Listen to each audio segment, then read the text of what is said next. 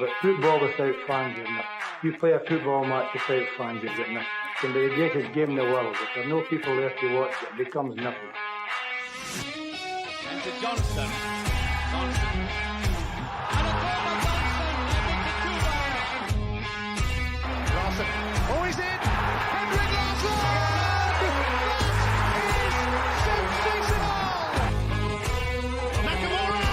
He has done it. Isn't that just typical? The game is over. The Rebels have won.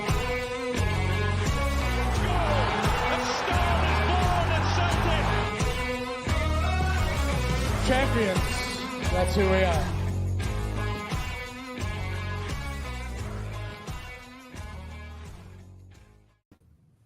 Here they go. Hail, hail, lads. Hail, hail. Welcome to another episode of the Jungle Gyms podcast. We've just witnessed a pulsating game at Tynecastle. Hearts 3, Celtic 4. This was blood, sweat and controversy.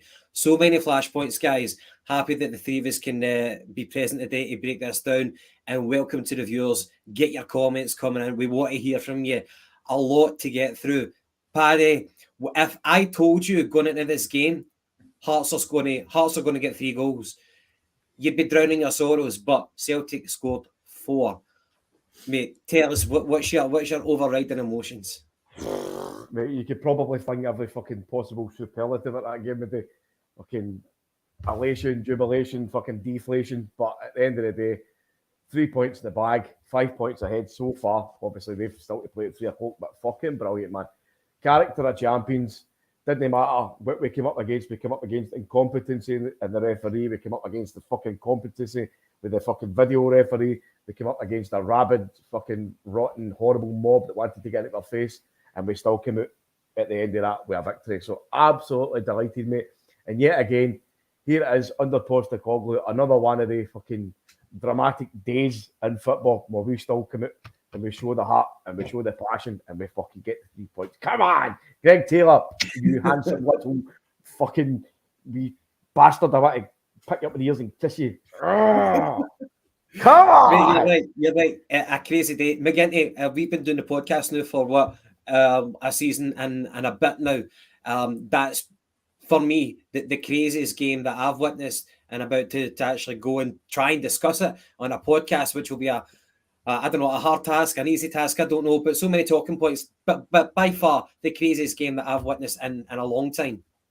Yeah, for sheer reaction after a game to come on here, we relief with joy, with a little bit of kind of well-placed anger, kind of in a positive sense if you can.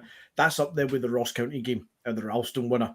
And what a game to have it, where it's our other kind of unsung hero fullback that comes up with the winner today. What a game of football it was.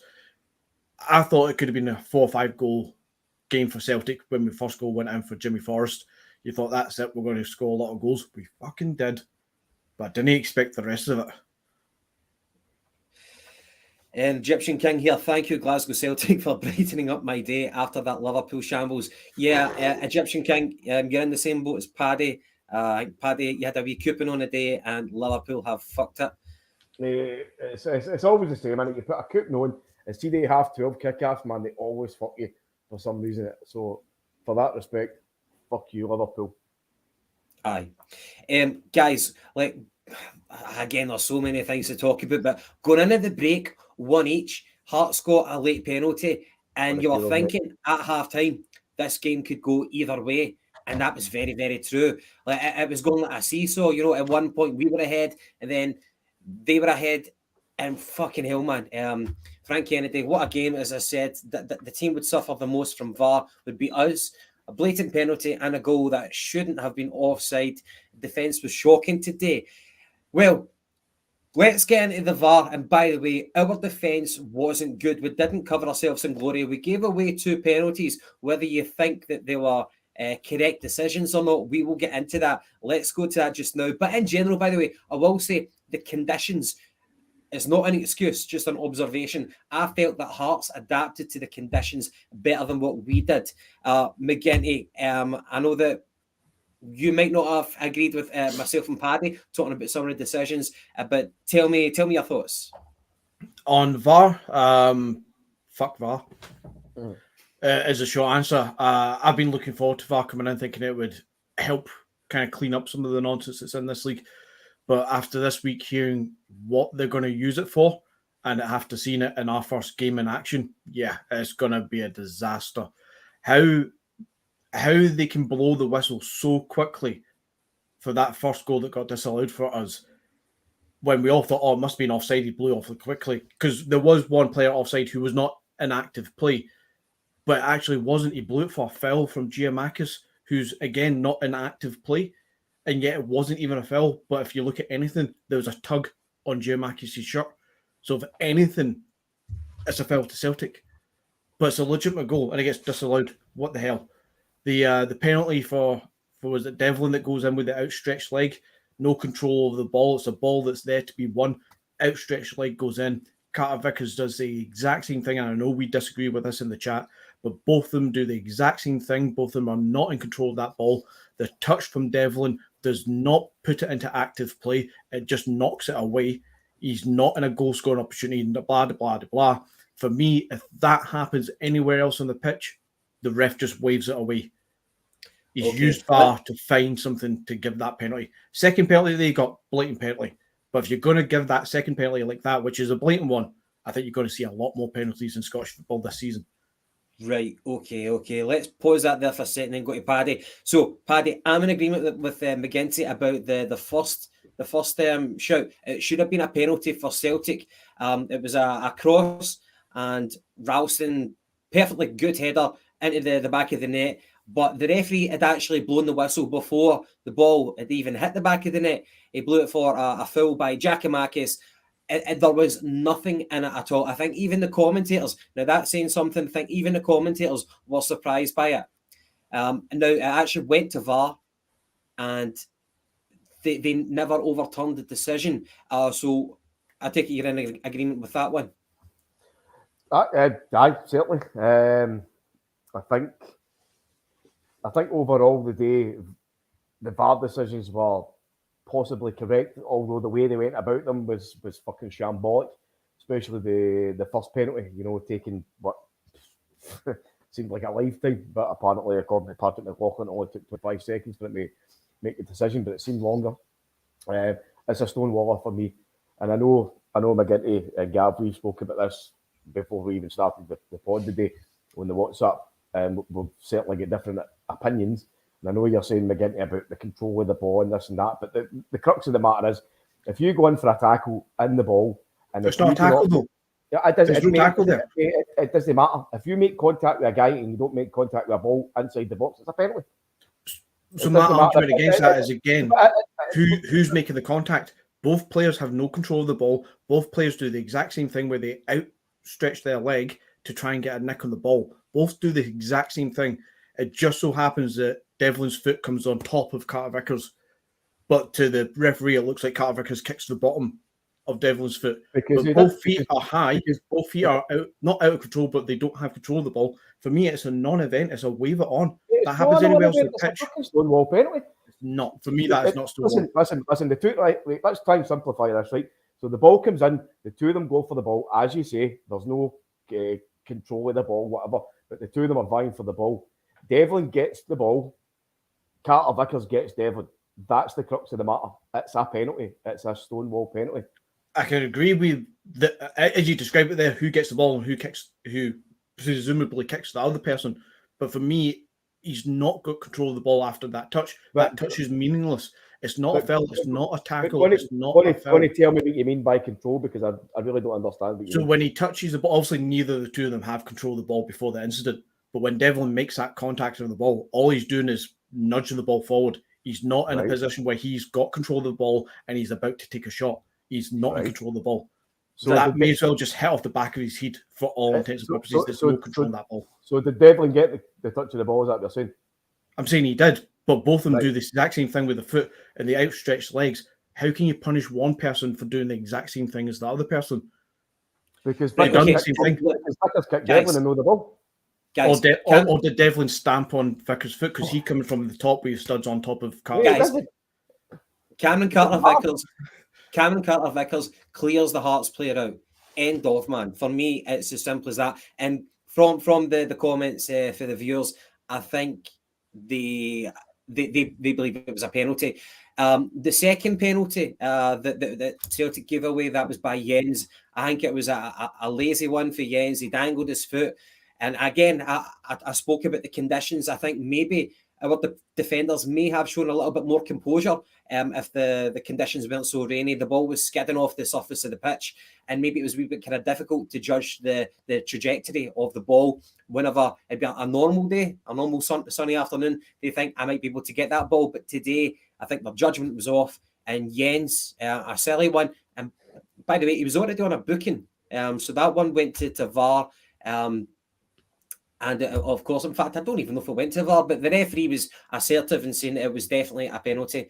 Anybody hear the old tube? Keevan's Heart scored their second goal. He said it wasn't going to be Celtic's day, and it was over. Unbelievable. Well, Hugh Keevans, he's always wrong. He's always wrong. So I think we're in agreement that the Jens penalty was indeed a penalty. Yeah, 100% penalty. No, but it's a lazy step out from Jens to put the foot out there. You see it time and time again, and we all see the replays in other games and think, oh, Christ, that's going to be a penalty, or that should be a penalty. And sometimes those decisions go for you or go against you. But 10 out of 10 times, you put your leg out like that, for me, that is a penalty. So I've no qualms with it, but it'll be interesting to see now, VAR going forward, are they going to pull everything up for that? Because that happens every single game. Right. Well, that's what I said to you earlier on. When am I getting to, like, I think the first instance we were talking about, and it was the corner decision. I think the ball came into Maeda. Maeda kind of had his back to the goal, almost kind of at his side, and he took a kind of cross cut shot at it, and it's bounced off the defender's chest and went out. And obviously the fucking Nick Walsh, of course, has called for a goal kick. And I think the question that you posed in the chat was that why isn't the VAR calling for that? And just as he had said that, the commentary on the telly said that the way they're trying to implement, and I'm not making excuses here and I'm just saying what was stated. The commentary says that they're trying to minimalise VAR decisions to maximise their impact. So I can kind of understand that in a sense, like they're trying not to do referees out a job, even though, as you said quite rightly, mate, you could fucking do away with every single one of them. But it's a tough one. The VAR's there to assist the ref. That's what it's called, video assisted referee. So it then becomes down to the human decision by the referee at this point, which is what we've stated long ago, many a time. The technology that's come into place should be a tool that's utilised by the human. So it doesn't matter when the VAR comes in, you're still going to get human error, and especially when you look at the fucking idiots that's fucking operating it. So if you go back years ago when we were all talking about bringing in video assistant referees, even before it was first brought in for the World Cups, and I think Spain and whoever else were first ones to kind of bring it into Europe, way before even that, we're all wanting some sort of technology because we all sit and watch Sky Sports and BT Sports and Premier Sports and whatnot, and we all watch the replays and we go, how the fuck is that a corner? Or how is that a throw into the opponents and no us? And we watch the replay 3 times before the goal kicks actually took, and we wonder, how the fuck can nobody just say into the ref's ear, by the way, we've seen the replay. Clearly it's a corner. It's not a goal kick.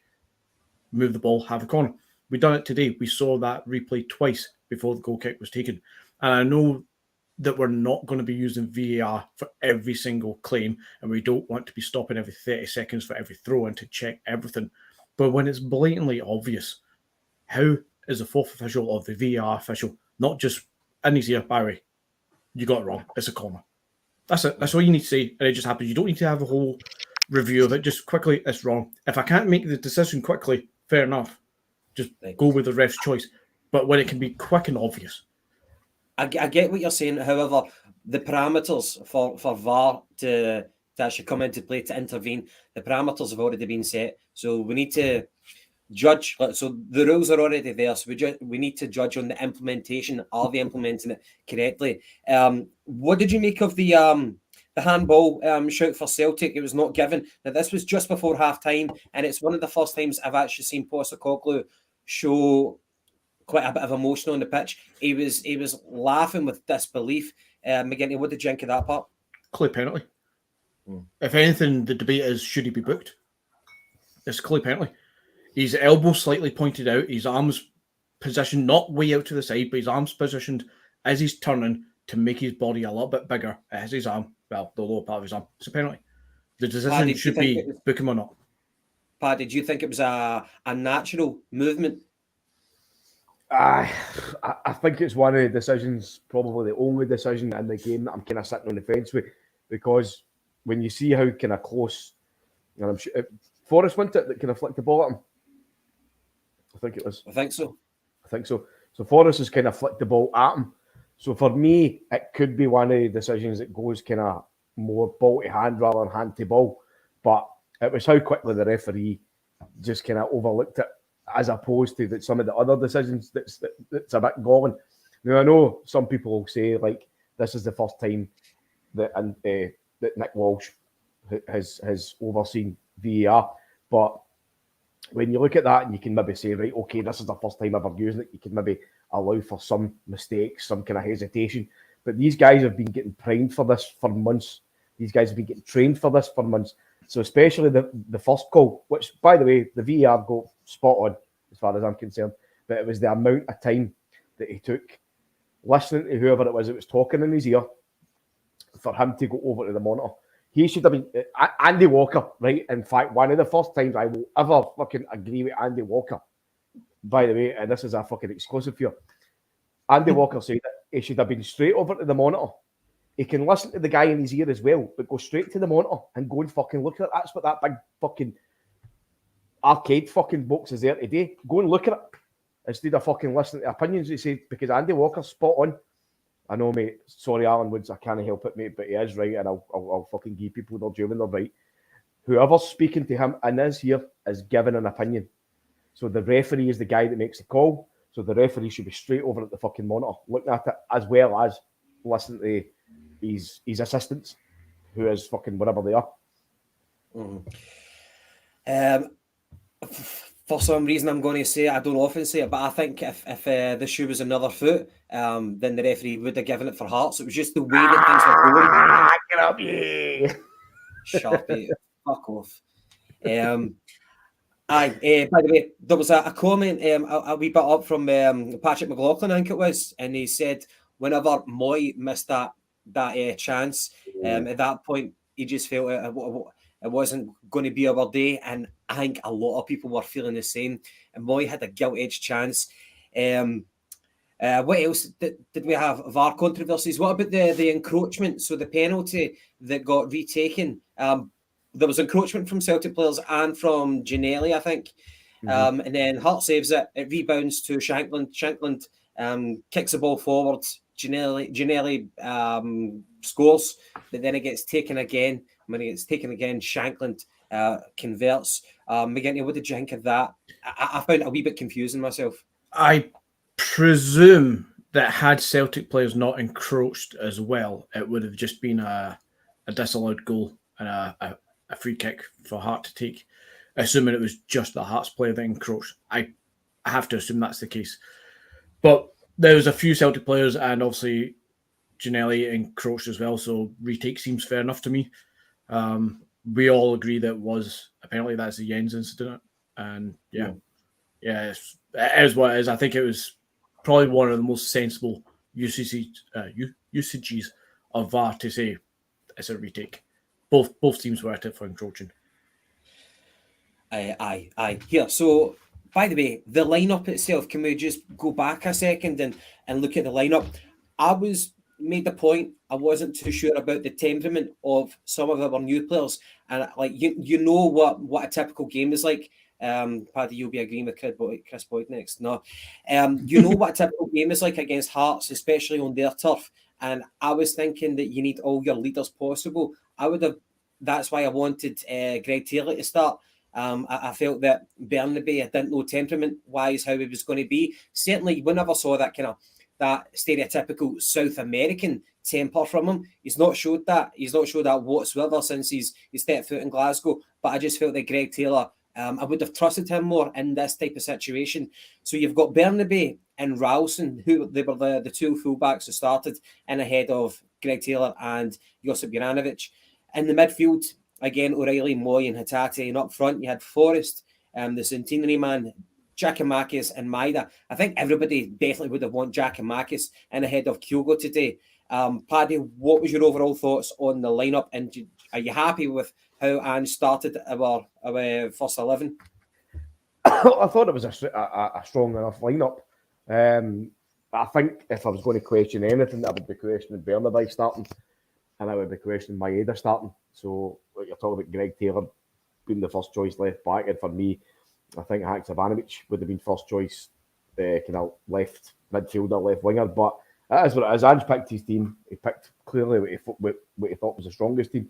I think the Celtic backline, the entire backline, kind of struggled with the tempo of the game today a wee bit. Jens, uncharacteristically, was very uncomfortable in the ball. He was very slack. Bernabe as well, very uncomfortable, very kind of undominant on the ball. And Hearts pressed well, to be fair, and it made it uncomfortable for guys like Bernabe. So it wasn't Bernabe's best game at all. But again, I'm not quite sure what the weather of games is like in Argentina. But for me, this is this kind of first encounter of the Scottish fucking rain in the capital. So he's going to need to start kind of applying himself more in games and realising like this isn't when you go to Tynecastle's a different fucking kettle of fish. You go there and it's a high tempo game. The players are always in your face. You don't get as much time on the ball as what you're possibly used to. And I think that's maybe been one of the biggest factors of Bernabe's poor game today, is that the players were in his face far too much. Just going to stop you there for a second. We've got like it's a fucking exclusive. Postacoglu's comments. He said it was a cracking game with a bit of everything. There was a lot going on out there. It would have been easy to resign ourselves and think it wasn't our day. But once again, we found a way. I know VAR is there for the big decisions, but you'd think they'd get to them a bit earlier. I thought we had a clear handball, but what do I know? You just let it go. And finally, there's a lot of standing about, a lot of theatre. I'm not a fan of it. If that's the kind of drama that you want, there's probably a good movie playing at the cinema tomorrow. You can sit down, get your popcorn and watch it. I like to watch football. McGinty, what do you think of Postacoglu's comments? I think he's fair. I think he's definitely, as a fan's perspective, right to call it the handball incident. I think depending on how his tone was when he said it, knowing what the governing bodies of this league are like, you might get a wee slap on the wrist for basically, bringing the game into disrepute by questioning the referee's decisions on that one, why it wasn't used.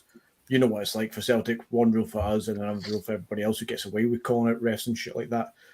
But I think he's absolutely spot on, and it's really, again, from Ange, it's really quite refreshing to hear him say within a structured way and without going total like OTT with it, he's saying what the fans are saying. How the fuck is that not a handball?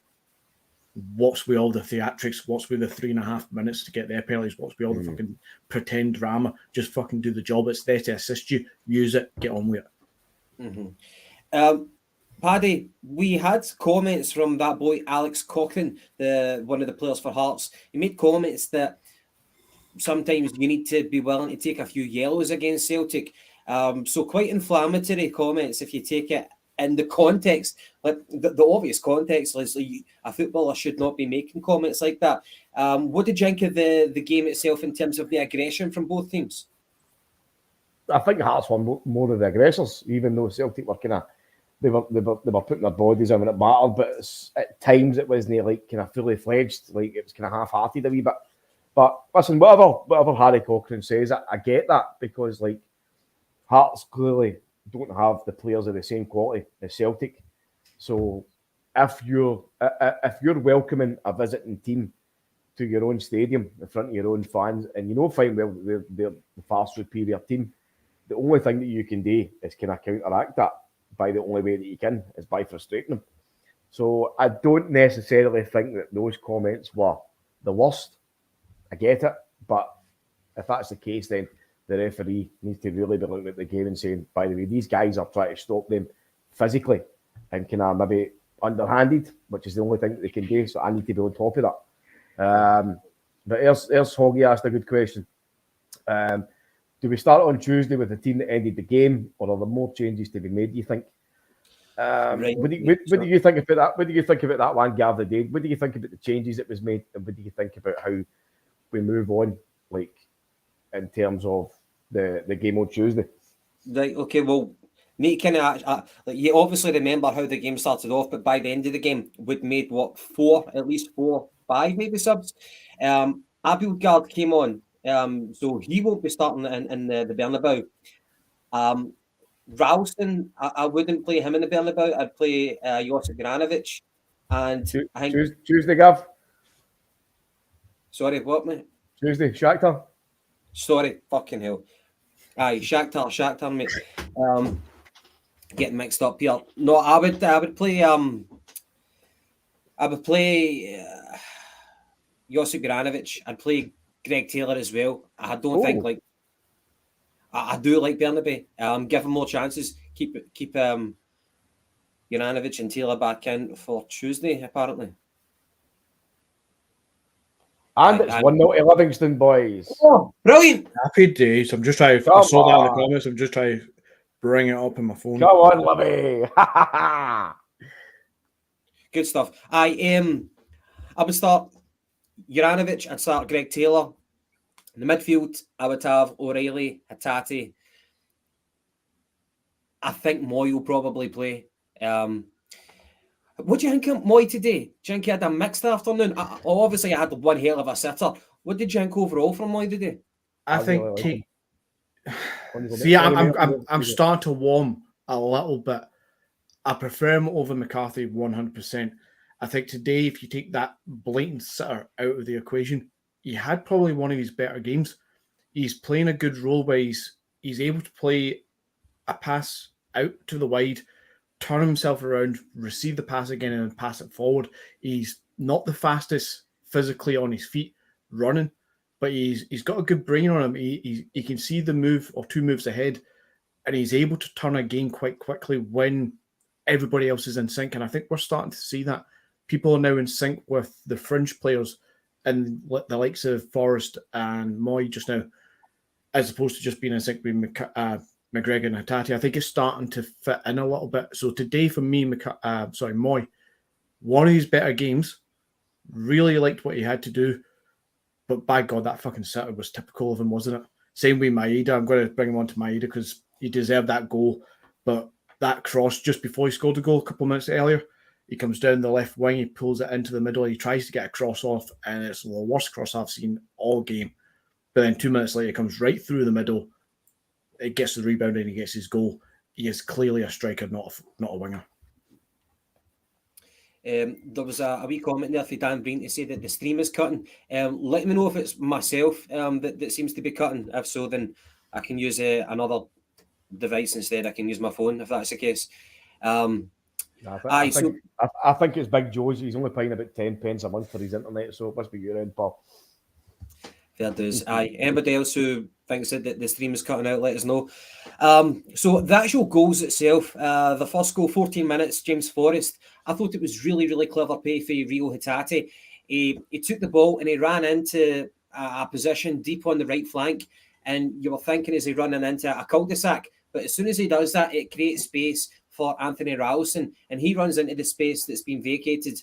Hatate feeds it through. Ralston crosses it. It takes a wee deflection from the defender sliding in, and James Forrest, the guy who's a centenary man, heads it home. Begin to 1-0 up, early goal. That's what you need at these places like that. But I felt in the first half, we never really got to grips with the game after we scored that first goal. Would you concur with that or what? Yeah, kind of, yeah. As I said at the start, when you get that first goal, would you say 14 minutes, was it? 17 minutes? 14? 14. You kind of felt like, right, that's it. Same as every other game. Get the second one quickly and it will just snowball. The first goal goes in. James Forrest is on to 101 goals. I felt like this could be 4 or 5 goals for Celtic. Turns out it was. But again, you didn't expect Hearts to come into it. I didn't expect VAR to be as controversial as it was today either. But things, not so much conspired against us, but things happened in that game that meant we didn't play our football as we wanted. And I said just a moment ago, and I said in the previous podcast, we need a second goal to keep our momentum going, because we're very bad at scoring the first goal. The opponents come at us and we get a little bit fearful. We get our backs up a little bit. The back line gets a little bit ragged because, you know, as Paddy says earlier, teams like Hearts who don't have the quality of players that we do, they're going to be the more aggressive players. They're going to be getting in our faces. And you need guys like Jens and Bernaby to kind of step up to that challenge, especially in a place like Tynecastle. That is probably, since he's left Argentina, the most hostile environment he's played in yet. It wasn't even all that bad, to be honest, today. But it's one of the most hostiles. All the fans are right there on you, sort of thing. That looks like it played a part on Bernaby and perhaps Jens. But you need these guys to step up to this. And they'll learn from it. I've all confidence, especially with Bernaby, they'll learn from it and it'll get better. Speaking about the Hearts fans, those scummy little people, fucking oxygen thieves. Did you see what they did there? The ball went out for a throw and the ball was in the crowd. Anthony Ralston went over to collect it, and the guy, it was only just a few feet away from Ralston. He fucking hurled at his face, and Ralston obviously caught it. But I think there was a bit of verbal right after. But like, what are the stewards doing? Like the police? Like, I know that the referee can't really intervene. I don't think he can intervene with that. But Hearts have had previous trouble, man, with Celtic. They actually hate us more than what the Rangers fans do, I believe. Paddy, did you see that? No, actually, I didn't. The first I knew about it was where Palman had actually put a comment in the YouTube comments. So that's when I asked you guys what happened. I think I must have went for a piss or something. I came back and that's what you guys had said to me, that somebody for the Hearts crowd kind of chucked the ball at Ralston's face.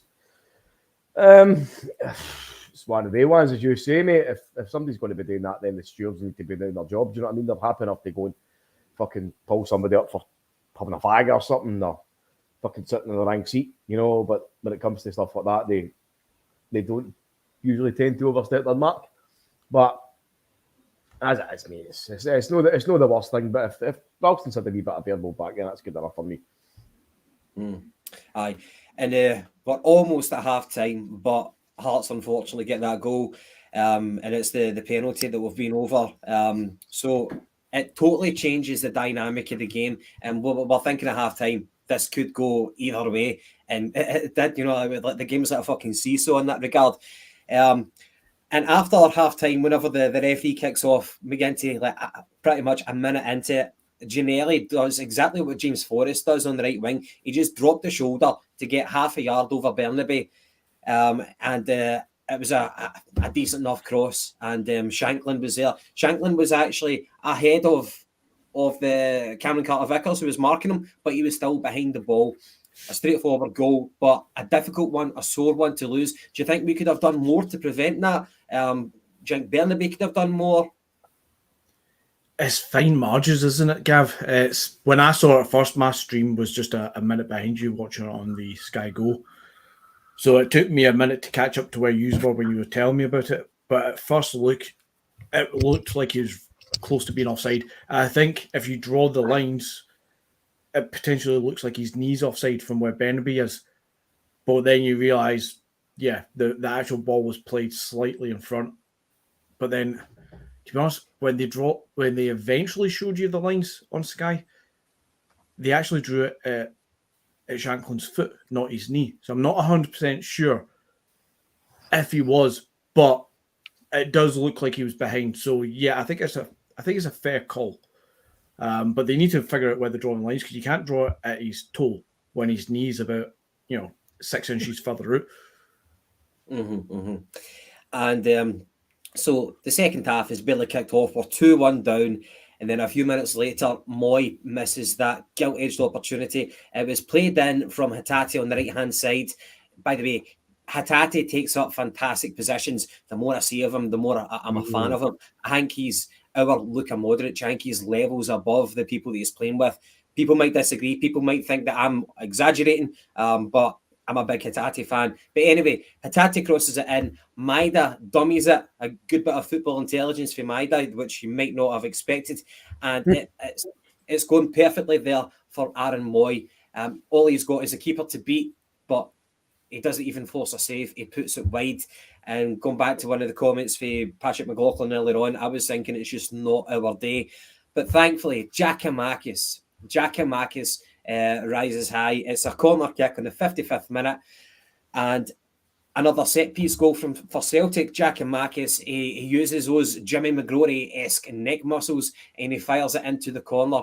Paddy, a fantastic goal, and Giakoumakis justifying his start in this type of game. No, it's a marvellous finish.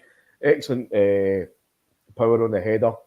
Gets us back in the game. And it's something that you know fine well if you do with Giakoumakis. If you put Giakoumakis in the box and you get Giakoumakis service, he will get you goals. Of course, he's going to miss like everybody else, even the fucking best players in the world miss chances. But when you're a striker, you're in the box, that's your area. That's where you do your job. And that's what should happen with Giakoumakis. Now, I've said this time and time again. I get the fact that Ange's got his system, he's got his formation, but Giakoumakis can't play the same way that Kyogo does. So for me, when Giakoumakis has played, he's asked to go and chase the ball, he's asked to run about, he's asked to drop deep. That's not his game. That's Kyogo's game. There needs to be some sort of almost a tweak to the system where we start pushing up forward like the midfield three. Somebody's got to then take the reins and go and push that way forward, because Giakoumakis is dropped into that position where really a number 10 should be. You know what I mean? And Giakoumakis has got to be the guy that's before him. So when you get the ball out wide, they cross it in, they've got a guy they know fine well is going to be central. So as I say, I get the whole formation, the whole system, the whole tactics and that, but I think Giakoumakis' work rate and his application in the games is also going to hinder him a wee bit in terms of his kind of getting goals, because he is elsewhere about the pitch rather than being in the box where a striker should be. But all credit to him, mate. It was a fantastic header. It was a great cross. I'm sure it was Moy, wasn't it? Aye, Moy. I forget who actually took the corner, and that does actually kind of remind me that Snodgrass, who I'd totally forgotten Snodgrass had actually signed for Hearts, he was on the set pieces for them today, and even though he doesn't really have the legs anymore, he is still a good set piece taker, and he was whipping in a lot of dangerous balls for Hearts. But thankfully, big Snod, he's a great player. He's an East End boy like me. I grew up in the same area as him. He's a top lad, and it's great to see him back in Scottish football. As you say, he's on the older kind of path now, the football player. I think he's about 34. But he's not the player that he once was, obviously, but his technique and delivery is still there. So good to see him back. I hope he does well, even though it's Hearts. And a wee comment there for Patrick McLaughlin before we move on to the next goal. He says, I would cross the ball at corners after that from now on. Do you think, McGinty, talking about Giakoumakis, that we shouldn't be playing short corners if Giakoumakis is there in the box? Or do you think that sometimes short corners serve their purposes even for a big man like Giakoumakis still in that box? Depending on how you play a game of football, yeah. We don't have many great tall players in our team. Even Carter Vickers, I don't think is that tall for a centre-back. So there's probably little point throwing that ball in a big cross when you've got players who can zip the ball around the 18-yard box and kind of feed it into feet and kind of not barge, but strengthen your way through. It's play to your strength stuff. As Paddy was saying earlier, when you've got Giakoumakis playing and not Kyogo, you can't ask Giakoumakis to play the same role as Kyogo. We said it a few weeks ago, was it the St. Mirren game, where we changed, the two centre-backs changed and two central midfielders changed. We ended up having a slow central part of the park and the centre-backs in the midfield. Yet we left people up front who needed balls zipped around and fast play. There's a disconnect from the front line to the middle in that game. And it's the same when you play Giakoumakis. Yeah, okay, the formation can stay the same. You can somewhat keep the same philosophies of high tempo, high passing, move the ball around, but you need to change something slightly to accommodate a clearly different type of player. Aye. And moving on from that, so on the 59th minute, we get our next goal. So it was Moy who actually took a shot from outside the box, a bit of a kind of curling effort. And I don't know if it bounced awkwardly in front of Craig Gordon, but McGinty, I know that you're a big fan of Craig Gordon. He fails to actually gather this one. And Maida, doing what good forwards should be doing instinctively, he's following up for the rebound. You're taught that. Well, that's one of the first things you're taught as a kid playing football. Follow up the rebounds. And he does. It's actually quite a similar finish to the goal that he scored against Hearts at Parkhead. Against Hibs at Parkhead.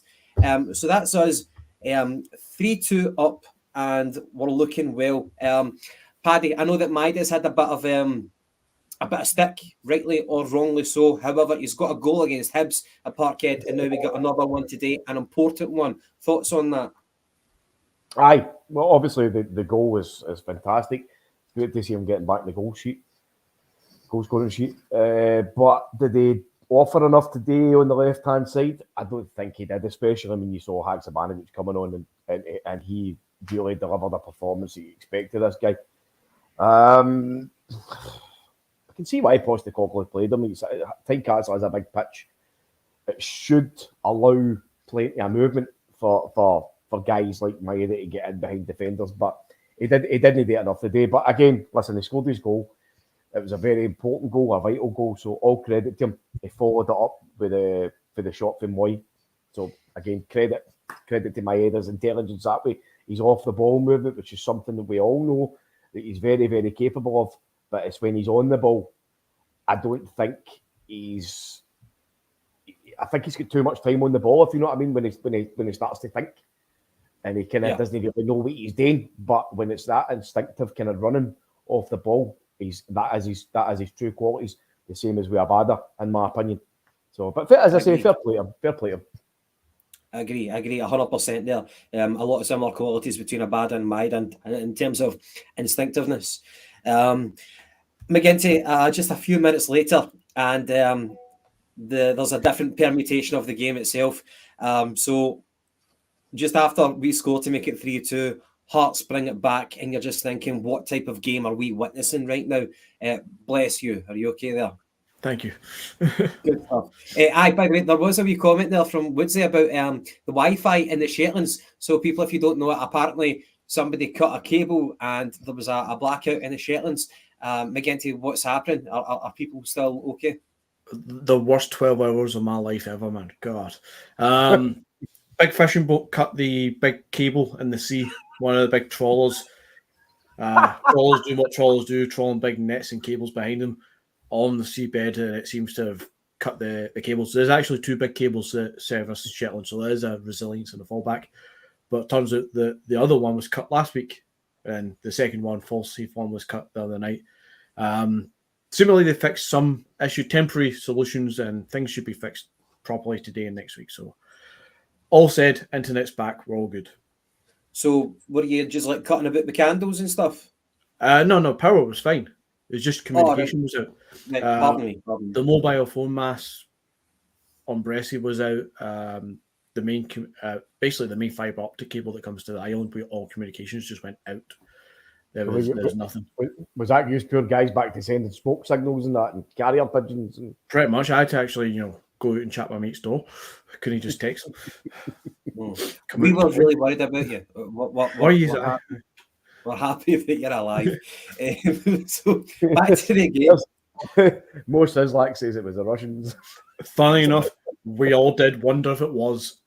There's plenty of Russian submarines that kick around up in the North Sea, so we actually, all the time. So we did wonder, is it actually something that's went wrong with good old Vladimir Putin? But no, just a fishing boat cuts a wire. So it was a fisherman rather than those dirty Cossacks, yeah? Aye. So a couple of minutes later, back to the football itself. So Jens,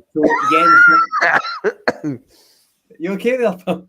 Aye, mate, I've just got an image of fucking Putin fucking Gaddafi's not attacking the Shetlands. Aye. Hey, to be fair, and I don't want to give anybody ideas, there's a lot of stuff up here that would actually make a lot of sense for them to invade. Oh, I like that. There's a dad joke here. Oh, sound the alarm. There's a dad joke from Frank Kennedy. McGinty, did you troll the internet?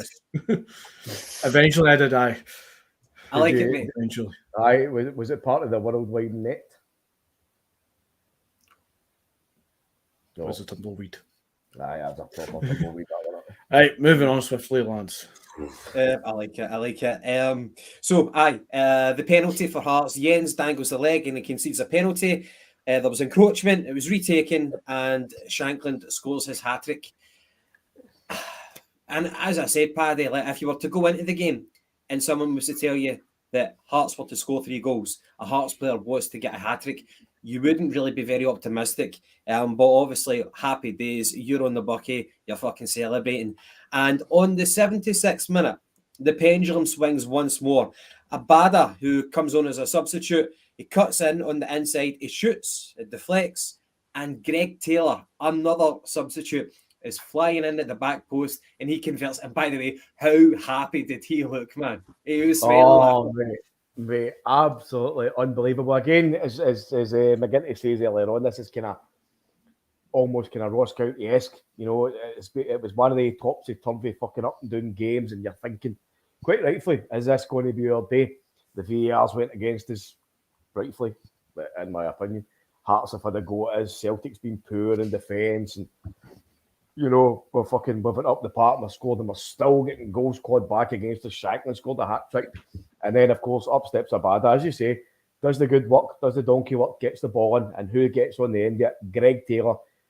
With long sleeves on the day, I don't know if that's got any fucking semblance of importance, but no, it was brilliant to see Greg Taylor scoring a goal. It was excellent, of course, to see Celtic scored the 4th goal, but brilliant to see Greg Taylor in the score sheet.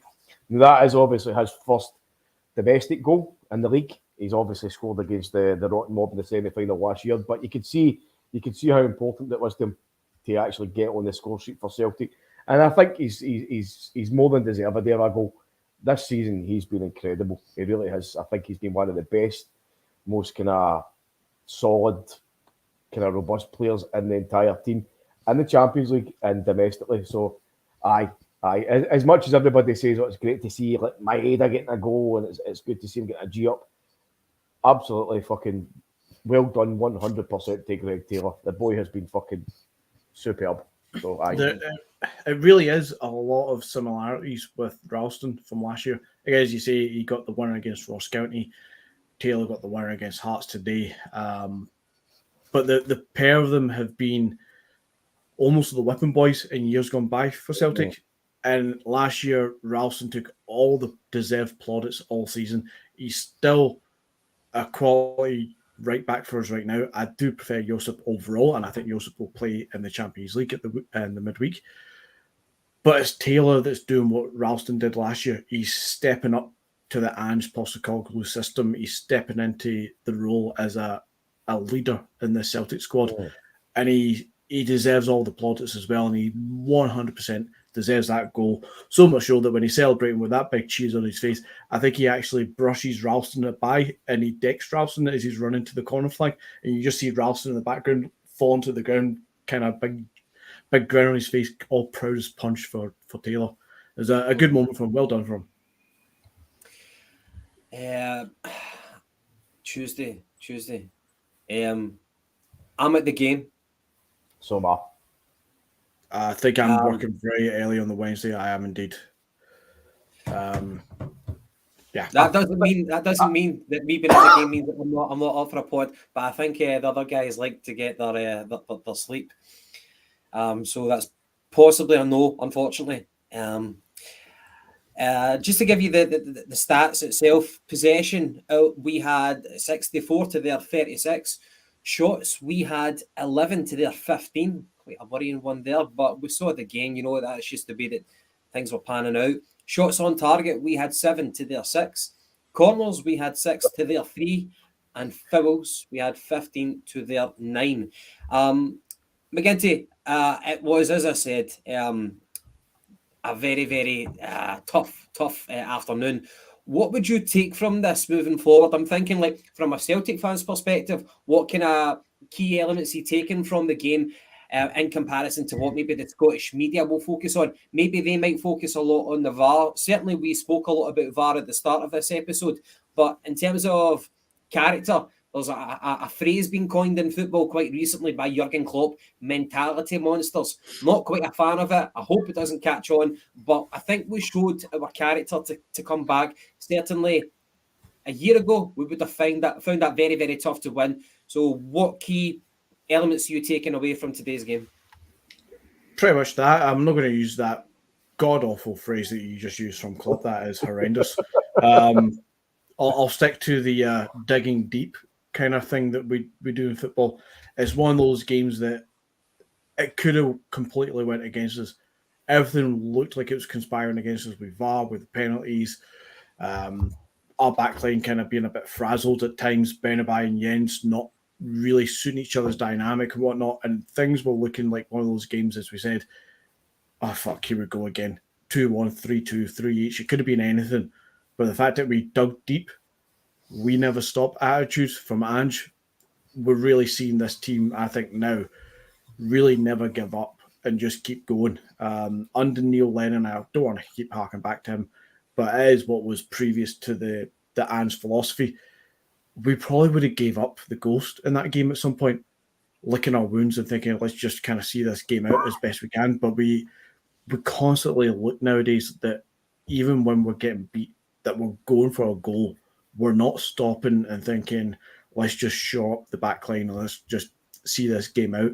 Even in the Champions League, we're going for the goals. We want to play football. We want to win games of football. We want to entertain and score. And that's good. I think we're definitely seeing it. And you're doing it against Hearts in Tynecastle, where they've got 3 goals. They've got a couple of penalties. It easily could have went the other way for us today, but it didn't because we've got that character in us. We've got that ability to dig deep. Mm-hmm. And Paddy, kind of building on that, another thought for myself, I don't know if you would echo this. Was it just a one-off today with the defensive frailties that we showed? Do you think it was the conditions that kind of hampered that showed up the frailties, or again just a one-off and no overriding concerns moving forwards? I think it might have been a kind of few factors. Like obviously you can't expect your backline to be as brilliant week in, week out. Sorry. They are going to have fucking a wee blip here and there. As I say, Tynecastle's a notoriously hard stadium to go to historically as well. They always seem to have a go at us when they come here. So that all credit to Hearts, by the way, I suppose you could say. But it really does depend on the defender stepping up to the mark. And again, maybe the change of Bernabei coming in. You know, he's never really played in that kind of atmosphere in Scotland. As I say, I don't know about Argentina, but Greg Taylor's definitely 100% a much, much better option than Bernabei. But as I say, it's down to the manager. That was his team. That's the way he wanted to start. It's a fair play to him. But no, listen, Jens particularly Jens. Jens was kind of poor at times today. He was pretty slack. I thought it looked as if he had that kind of mentality, but they thought he had a lot more time on the ball than he actually did. But listen, that is what it is.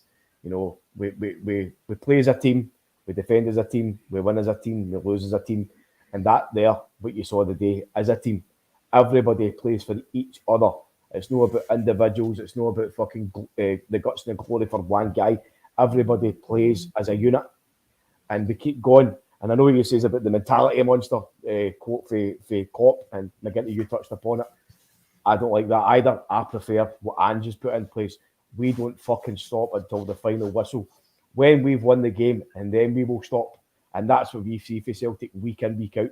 You know, this is a team that's got strong characters, it's got experienced characters, it's got guys that want to win, guys that want to play for the jersey, and we have got a team that's there. It's in place, and we will go on and we will win this league.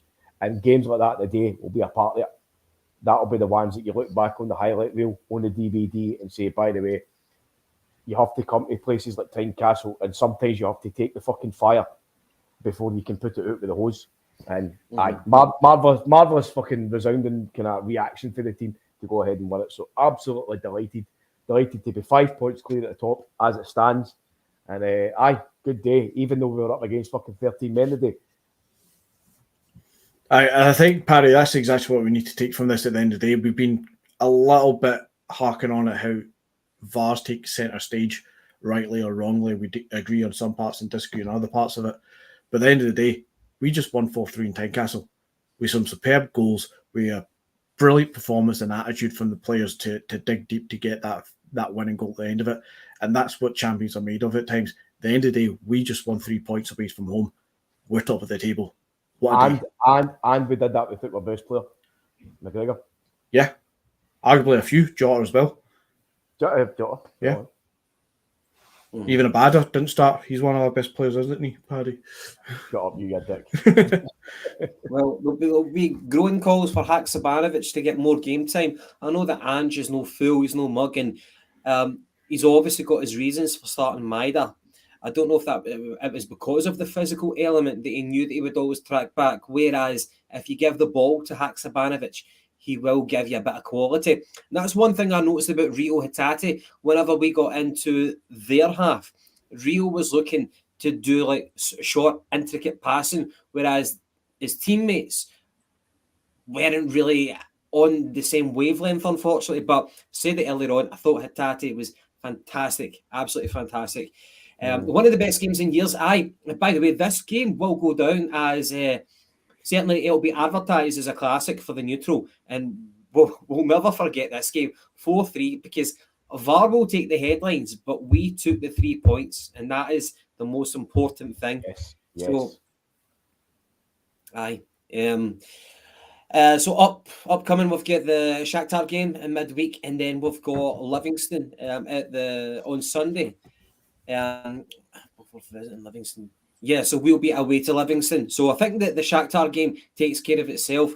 But in terms of the European campaign, I think it will be thought of very, very poorly if we don't get the 3 points to go over that hoodoo. What is it? 7 games where we haven't won at Parkhead now in the Champions League. I don't really care about those records. I don't find it embarrassing. I don't get embarrassed by that. I'm focused on the here and the now, not blaming players for yesterday's records. But I think we do have to get the 3 points against Shakhtar. It will reflect poorly if we don't. Paddy, what's your thoughts on that? I obviously don't want to see us getting beat on Tuesday, but as it stands now, you know what I mean? It is a kind of, it's not really a meaningless game. We can still go and play for third, but listen, we need to go and win on Tuesday. We need to show that we can step up to the mark. We can get points on the board. Like, we're not going to be one of these kind of underdog teams that comes into Europe every season, and it's kind of the almost translate, we nearly scored a goal, or what would have been if we'd have done this and done that. That's got to end now. We've kind of dealt with that, like against Real Madrid, against your Shakhtar, Leipzig and all. But now it's got to be the time where we come to Celtic Park and we put in play one of the games where you can say, I was there that night. I was there when we beat Shakhtar in the Champions League, and we need to get the 3 points on the fucking board. And as I say, we're still in the hunt for third, even though it's a kind of hard ask. But all we can do now is win. And that starts on Tuesday. So let's get a couple of goals on Tuesday and fucking put Shakhtar to the sword and show the world what Celtic's all about. McGinty, it'll definitely be a competitive game against Shakhtar because they're obviously fighting for. I don't know if they can still possibly qualify as second, but they want to get in ahead of Celtic. They've got more points than us anyway. It'll be a competitive game regardless. What's your expectations for the game? Yeah, Donetsk can still get second. I think there's only a point between themselves and Leipzig, and obviously they play each other as well. So Donetsk will probably be looking for the win against us to make life a bit easier for them against Leipzig. They'll also be hoping Real Madrid beat Leipzig.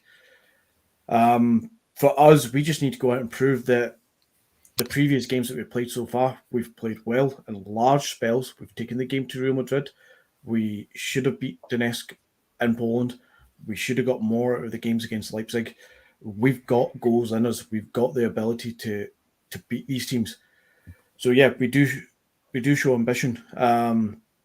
We need to go out and win We need to prove to ourselves in this campaign that we can play this football and actually get the win. And I think overall, if we get those 3 points, we're still in the hunt for third. It's nigh on impossible, mind you. We're relying on us getting something off Real Madrid, and we're relying on Leipzig then doing Donetsk again. But it's there. There's a possibility, so we can't give up with it. But even though we might not make it, we might not get third place, we might end up lying in fourth all the way through. We'll take all this as a learning curve for next year. And as you said earlier, Gav, we can't keep judging the current players on past players' failures or past records and all the rest of it. These guys weren't here for this. Ange wasn't there for that. This is not Ange's record to be worried about. Ange is here for the here and now.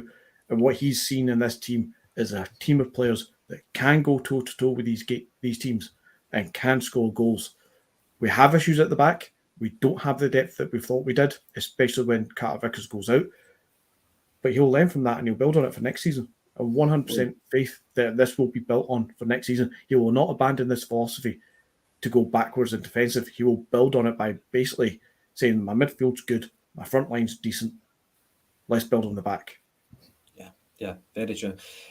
Two comments that I want to kind of bring up. The first one is for Tam Mack there.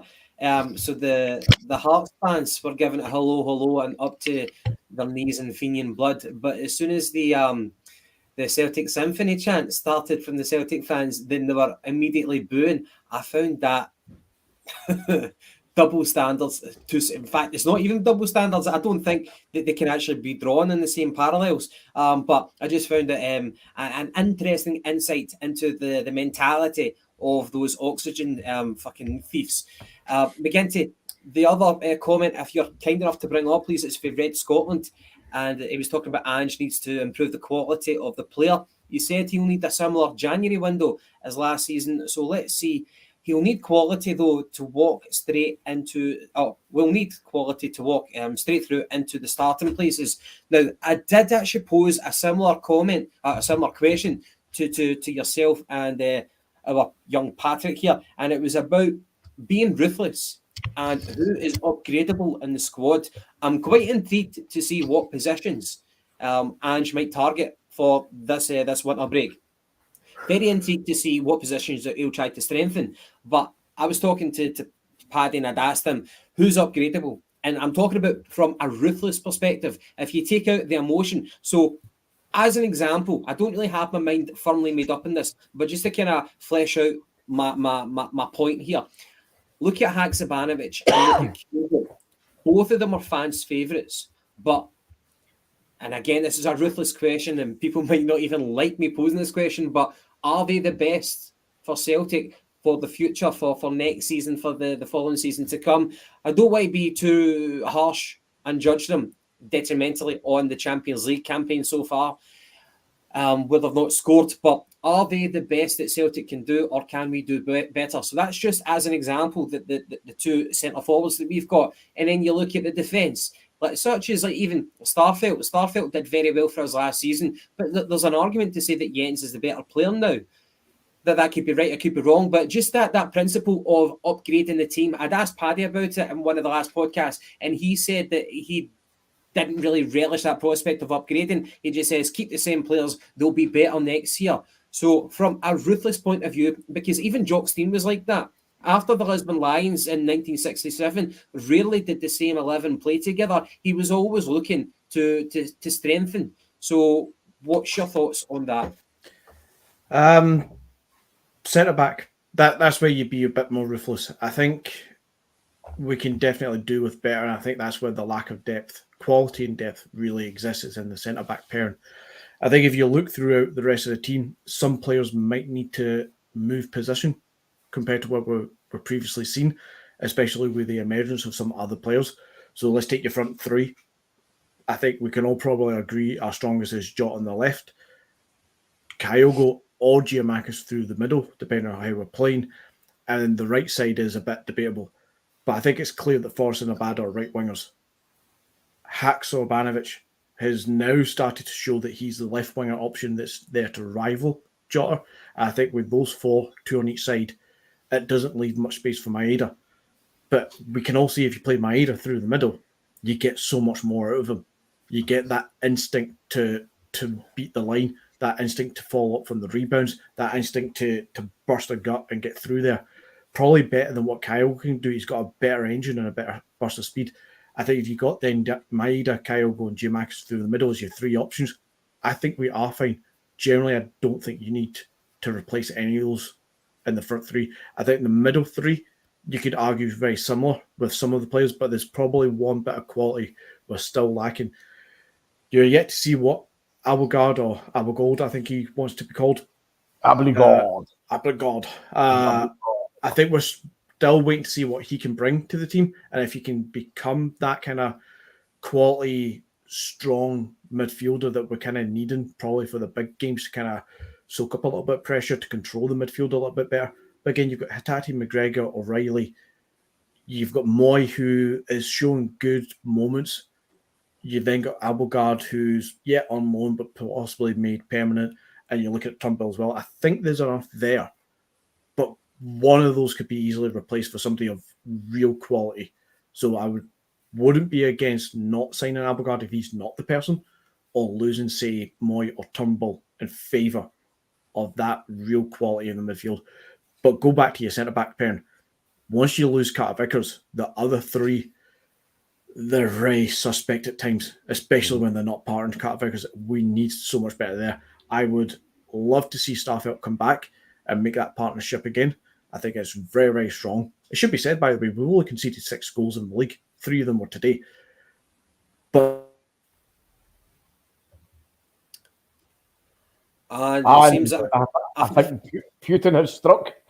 a fisherman's cut another cable. It very possibly could be the case, yeah. If there's any lag, it could be that it is on a temperamental fix. And I think today, Saturday, that they were planning to fix one of the main cables and reconnect us all on. So, yeah, if there's any fallouts, I do apologise. Aye, so interesting. Guys, what a fucking game that was, by the way. What a game. 4-3. I'll be watching the highlights later. Is it still 1-0 to Livingston? It is. And Livingston, by the way, fucking fair play to them having a go here. We'll see how long that lasts. But listen, by the way, guys, before we forget, obviously a guy who is fucking synonymous with the history of Celtic, one of the greatest ever players to grace the park at Celtic Park, captain, leader, legend, Paul McStay celebrates his 58th birthday today. So a massive, massive happy birthday to that guy. An absolute legend. Obviously, us guys would have seen him at the tail end of his career, which, you know, isn't ideal. But we all know how good he was. I know personally, I actually worked at his house many, many years ago before he moved to Australia. And what a lovely, pleasant guy he was. You know, took the time to speak to us and have a chat. So aye, very, very, many happy returns to Paul McStay. Legend, absolute fucking legend. By the way, see Paul McStay, he's one of the, like, media appearances, one of the lowest profile Celtic heroes going about right now. You know what I mean? You never hear a peep from him. And, you know, we don't deserve, there's no entitlement from us, you know, to say, we need to see him, more of him, get him on the TV and stuff like that. Fair enough, you know, he gave his entire career to Celtic and he's living seemingly the quiet life. I think his son, I think it might have been a year ago or 2 years ago, his son and Peter Grant's son were both playing in the same team for Alloa. Mm-hmm. Aye. Anyway, guys, any further comments? We can wrap it up. But Palman, thank you for reminding us. We always kind of forget to say this. If you can hit the like button, it goes a long way for us, for the algorithm, the complicated algorithm. Thank you very much if you can do that. And if you've not already, please subscribe. Absolutely. As I've said many, many times before, we're not all about begging for subs and this and that, but we do kind of work hard on the pod, and we do put a lot of our own time into it, you know, and it's no a big ask to go and fucking press the wee thumbs up. So if you've already done it already, just jump on the YouTube page. It says subscribe or whatever. Just press subscribe. press the wee bell. It'll tell you whenever a pod's set up and that, this and that. So, aye, just helps us out that wee tiny wee bit. So, if you could, please do it. Mm-hmm. Aye, well, if you don't subscribe, we'll start advertising like Manscaped and all that just to drive you up the wall. And don't do free advertisement. No free advertisement yet. No until we get paid for it, Gavin. Don't name drop. Yes, Joe.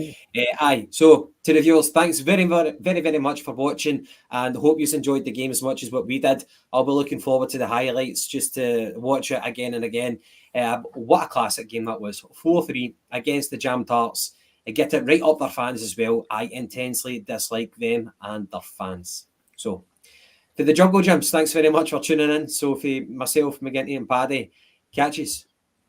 Hell. 5 in front. Here we fucking go.